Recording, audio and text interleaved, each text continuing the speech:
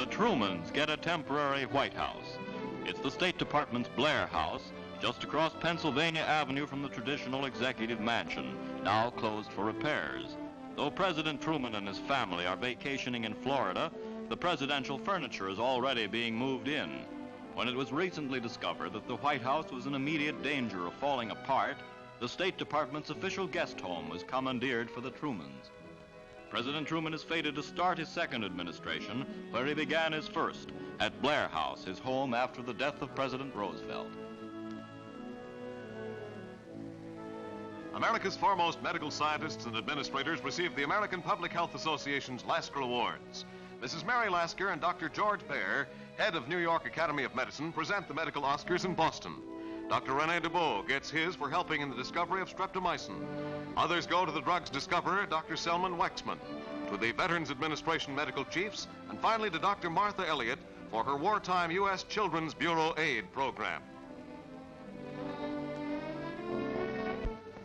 The purpose of these awards is to acknowledge distinguished efforts in combating the most important causes of disease and of death. Hollywood's latest super-colossal movie opens in New York City. Film fans jam the streets for a glimpse of star Ingrid Bergman, scheduled to attend the benefit premiere. Radio's Jinx Falkenberg interviewed Walter Wanger, producer of the $9 million production, his film star wife Joan Bennett, and their daughter. Next, Miss Bergman with the film's director, Victor Fleming. Broadway gives Hollywood's most ballyhooed new picture a real Hollywood welcome. American housewives will throw $2 million down the drain next year, learns Mrs. America of 1948, Maria Strohmeyer. That's the value of canned food fluids wasted annually. And to dramatize the point, the National Canners Association borrows $2 million in cash from a Chicago bank. This is the money value of the liquid that came with canned vegetables and other foods and is thrown away. The cold cash, one of the largest collections of greenbacks ever displayed, makes the canner's warning hard to forget. Puerto Rico elects its first governor. Luis Muñoz Marin, shown with his family at their home, ends the reign of American appointed officials who have governed the island since Spain ceded it to the United States in 1899. Governor Muñoz is the founder and head of the island's dominant Popular Democratic Party. The liberal former editor assumes office as the territory takes another step along the road to American statehood.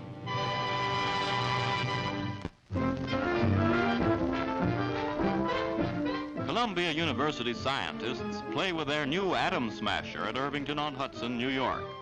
They have an unscientific high time with the new $2 million cyclotron, the most powerful magnet in the world. Unable to show the cyclotron at work on atoms, they use these metal rods to demonstrate the action of the magnet. The metal objects tend to line themselves up parallel with the direction of the field, in the same manner that a magnetic compass needle parallels the Earth's magnetic field and points to the North Pole. A seemingly supernatural stunt illustrates the great magnetic pull, which will separate potent protons from the atom. Even 3 men have a hard time pulling a chain from the heart of the great cyclotron. It's quite an experience for usually blasé newsreel cameramen and source of new occupational hazards. This cameraman will have to learn a little more about coping with the new atomic age.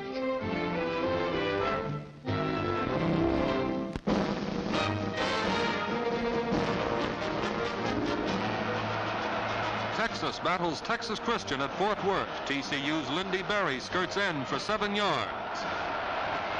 Determined to win their first game at home this season, the Horned Frogs send Captain Pete Stout over for a score. They lead at halftime 7-0. Third period, Randall Clay of Texas bucks for 5 yards. The other Longhorn running star, Ray Borneman, dances through the line and he's on his way. Traveling 60 yards, he spins away from potential tacklers to tie the score. Texas is still in the race for the Southwest Conference title. TCU takes to the air. Berry flings one, but it misses its mark as co-captain Dick Harris intercepts for Texas.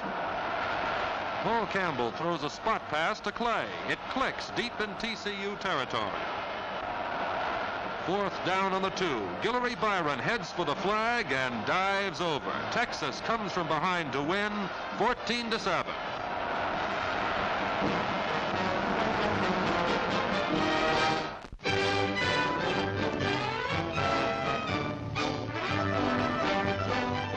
Undefeated Army rumbles into Franklin Field for a tussle with Penn. Stalled in the first period, the Quakers kick.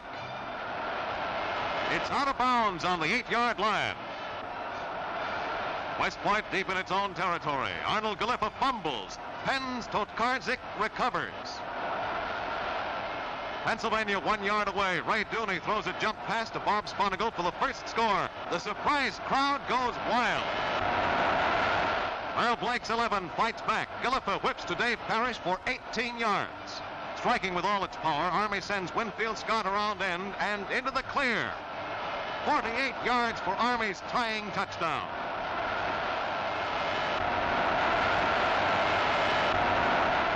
Second quarter, Penn punts, and again Army is in trouble as Frank Fischel fumbles the ball out of bounds. Looks like a repeat of the first quarter. Galiffa again fumbles, and the Quakers recover.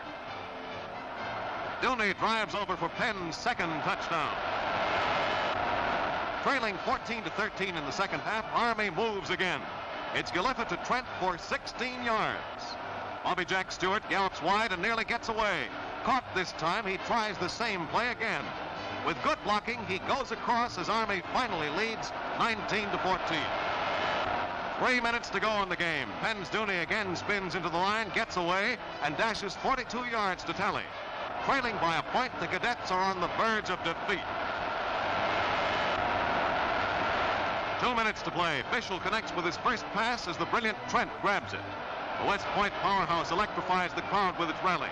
Stewart bulls his way for 12 more yards. 1 minute left. Galiffa fades. No receiver is open. He finally throws. Parrish leaps at the 16 for a spectacular catch. 30 seconds remaining. Galiffa again, a desperation heave into the end zone. Trent is there for the catch. Army takes command, but the game isn't over yet. Captain Bill Yeoman kicks off. The cadet defensive platoon charges downfield. Bill Rhodes brings it back.